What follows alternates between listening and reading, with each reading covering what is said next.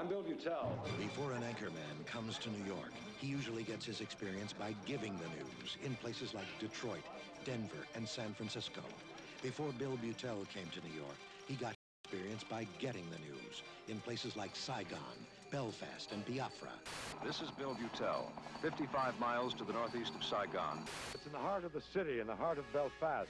But 14 years ago, when I stood on that side of the Suez Canal, 5 million people in Saigon. In all of Vietnam, 70 million. November 9th, 1989, the Berlin Wall came down. This is Bill Beutel, ABC News, doing his thing on the Isle of Wight, England. Hey, Bill Beutel, Eyewitness News! Oh, Mr. Beutel, we watch you at 6 o'clock every night. We watch you at 11 every night. We watch you at 6 and 11. Every night! And I started watching Bill Beutel when I was a little boy, but don't tell Bill that. Well, I grew up watching you, and I've kind of had a secret crush on you all these years. He was my first celebrity sighting. I just got to New York and I saw him, and I did the worst thing that you can do. I said, good luck and be well. He became synonymous with Channel 7. You think about Bill Beutel and putting on his trench coat and walking out the door. It was just a great sight around here. Bill was a star, and he knew he was a star. He was treated like a star. But he never really felt like a star. He felt like just another guy. Bill Beutel on Eyewitness News. Absolutely terrific. He was here, and then of course he went to Europe for a while. I think he was bureau chief in London for a time. And then he came back here. Then he and the Grimsby thing really took hold, and they were just absolutely dominant. Team 1 to announce. Stand by to take camera 3. The 6 o'clock report in color with Roger Grimsby, Bill Beutel, and the Eyewitness News team. They were the king anchors of the time. They were the guys who were the anchormen at a time when television news was growing, becoming the popular thing it became. Grimsby and I never set out to be funny. Never scripted any of the bon mots that came tumbling out of his mouth in particular. Liz and Dick getting back together. We're going to tell you how and why. I can't follow a lead like that. Roger had this image correctly of being somewhat acerbic and irascible and the bad boy. But Bill was the real anchor in many ways, in that he was solid. He was always there. He could always be counted on. I was there as kind of the censor. Just, oh, you really mean that, Roger.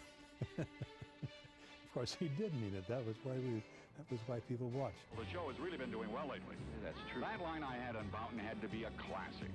Of course, working with you helped me look great. Roger, you're too kind. People, I'm going to be recognized. I suppose so. Bill? Bill Beutel! I watch you all the time. Thank you very much. Bill always remained himself. He didn't compete with anyone. He just was himself. He didn't have to compete. Working with Bill all these years, I'm absolutely convinced there's nothing to that old story about nice guys finishing last. Sometimes they finish second. People always ask me, what's Roger Grimsby really like? Brash and arrogant. No, not really. I'd do anything for Roger, except loan him money.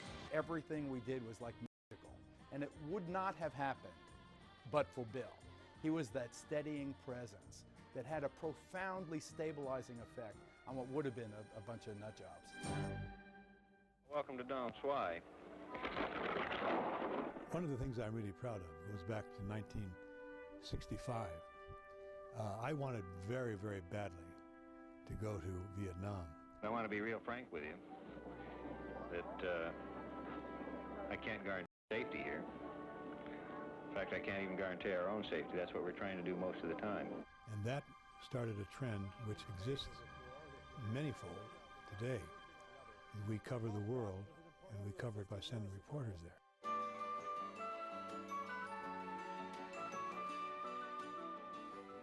Thursday, January 16th, 1975. This is AM America from New York and Washington and California. Good morning, I'm Bill Beutel. Bill was one of the building blocks of ABC News. He pioneered morning television. Without the work that Bill did on AM America, Good Morning America could not have succeeded. And so I owe him a personal debt of gratitude. It may be that he was just born to be a great local anchor person. people will be surprised at how many different people in different communities in different parts of this city will be mourning Bill Beutel, because we all felt he told our story. Knowing the political scene and the New York scene in particular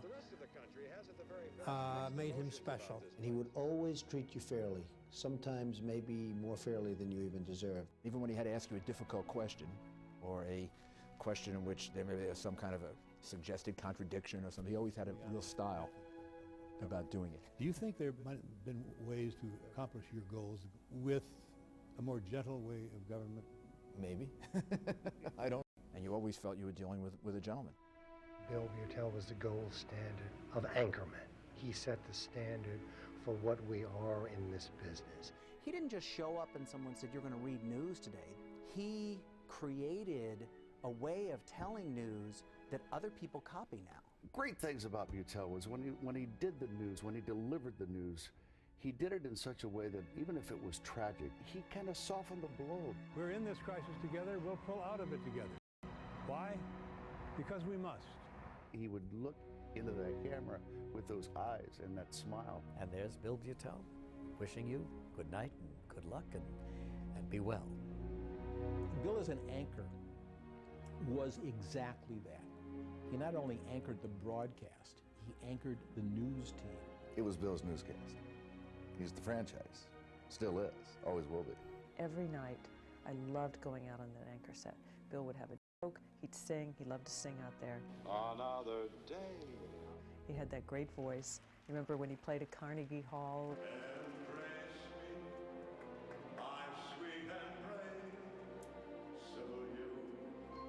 I think of his 4 children and a dare.